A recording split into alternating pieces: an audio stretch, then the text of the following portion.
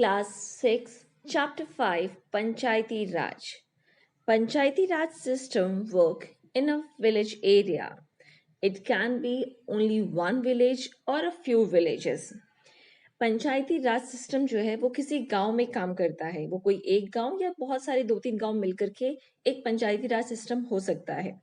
पंचायती राज system जो है उसे मेनली वो काम करता है एक छोटे से पर्टिकुलर विलेज में, वहां के लोगों के कल्याण के लिए, वहां के लोगों के सुधार के लिए। इसे हम ग्राम सभा भी कहते हैं। ग्राम सभा जो होता है उसमें जितने भी वहां के जो लोग होते हैं, एडल्ट्स होते हैं जो कि 18 इयर्स से ऊपर के होते हैं, जिन्हें वोट डालने का अधिकार होता है, वो सारे लोग ग्राम सभा के अंतर्गत आते हैं। ग्राम सभा के अंतर्गत उनका जो मेन हेड होता है, जिसे हम पंचायती प्रेसिडेंट कहते हैं, पंचायत प्रेसिडेंट, या फिर हम उसे सरपंच कहते हैं। So the Gram Sabha meetings begin with the Panchayat president, who is also called as a Sarpanch, and the members of the Panchayat, the Panch, और बाकी जो गांव के जो लोग होते हैं उन्हें पंच कहा जाता है। फिर प्रेजेंटिंग अ प्लान, तो इसमें क्या होता है, सारे लोग बैठ करके डिस्कशन करते हैं सारे इश्यूज पे कि गांव में क्या हो रहा है, कहाँ क्या प्रॉब्लम है, और वो लोग मिल करके उस सारे प्रॉब्लम्स को सॉल्व करते हैं। गवर्नमेंट की तरफ से एक लाइन बनाया गया है जिसे हम बिलो पॉवर्टी लाइन कहते हैं। वो लोग जो अपनी आवश्यकताओं को पूरा नहीं कर पाते, जैसे रोटी कपड़ा और मकान, तो उन लोगों के लिए गवर्नमेंट ने जो स्कीम चलाई है, उन्हें काफी कम रेट में चावल, गेहूं, ये सब मुहैया कराया जाता है। तो ये सब जो है गांव के एरियाज में जो लोग बिलो पॉवर्टी लाइन होती है, तो उनका जो मेन सरपंच होता है उसकी रिस्पॉन्सिबिलिटी होती है कि वो लोगों को देखे कि उनको सही ढंग से ये सारी चीजें सुविधा हो रही है या फिर नहीं हो रही है।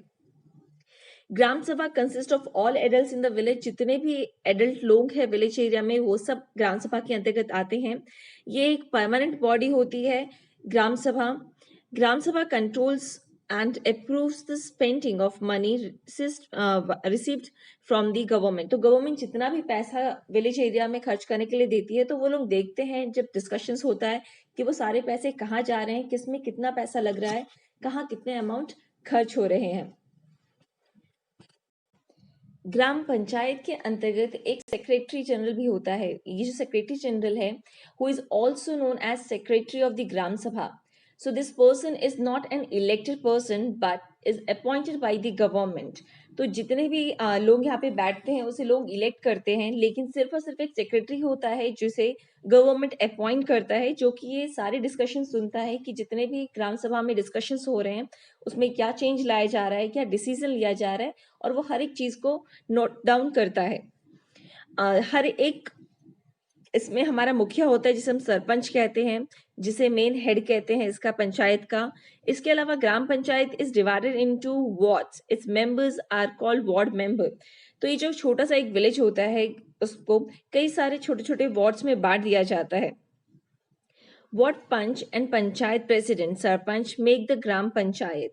उसमें हर एक वार्ड से एक मुखिया चुन करके आता है और वो सारे लोग मिल करके मेन सरपंच को चुनते हैं, जो कि पंचायत प्रेसिडेंट है, और उसके बाद ये पूरा मिलाकर के ग्राम पंचायत बनता है।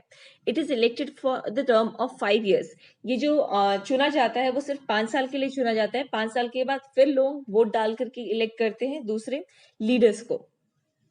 मेनली इनका क्या काम होता है, the work of gram panchayat includes, कौन कौन से मेन इंपॉर्टेंट काम होते हैं, वो देखते हैं कि उस विलेज में क्या मेंटेनेंस करना है, उनका वाटर सोर्सेस है कि नहीं है, रोड कहाँ बनाना है, ड्रेनेज सिस्टम अच्छा है कि नहीं, नए स्कूल्स बनाने हैं या फिर क्या नया चेंज लाना है, कौन से रिसोर्सेज है उसे कैसे डेवलप करना है। वो ये देखते हैं कि वहाँ की जो लोकल टैक्सेस हैं वहाँ से कैसे वो कलेक्ट कर सकते हैं। तीसरा, वो देखते हैं कि जितने भी स्कीम्स गवर्नमेंट के द्वारा बनाया जा रहा है वो इस विलेज एरिया में इम्प्लीमेंट हो, जिससे लोगों को रोजगार मिले।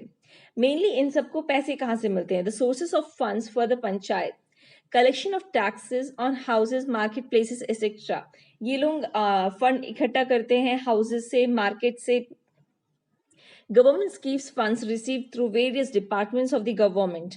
गवर्नमेंट जो स्कीम चलाती है वहां से भी वो कुछ पैसे देती है, जिसके कारण इनके जो पास जो पैसा है वो पहुंचता है जनपद और जिला पंचायत के द्वारा, जिसको वो यूज करते हैं।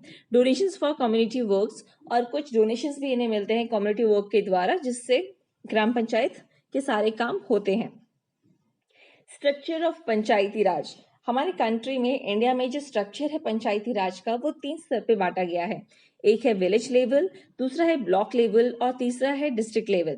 विलेज लेवल में है ग्राम पंचायत, ब्लॉक लेवल में है ब्लॉक एंड पंचायती समिति और डिस्ट्रिक्ट लेवल में है जिला परिषद। Structure of Panchayati Raj system, तो इसे हम मेनली 3 डिफरेंट स्ट्रक्चर्स में बांटा। सबसे पहला जो है वो विलेज लेवल होता है, जो कि सबसे छोटे स्तर पे काम करता है, जिसमें ग्राम पंचायत होता है।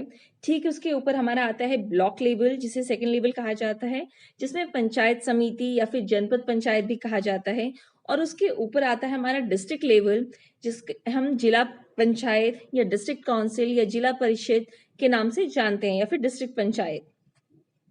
मेनली अगर हम एक छोटा सा ट्रायंगल शेप बनाए तो उसमें सबसे मेन जो होता है वो डिस्ट्रिक्ट लेवल, जिसकी मेनली 1 या 2 होगा या मैक्सिमम। उसके अंतर्गत कई सारे ब्लॉक लेवल होते हैं और उस ब्लॉक लेवल के अंतर्गत कई सारे विलेजेस होते हैं।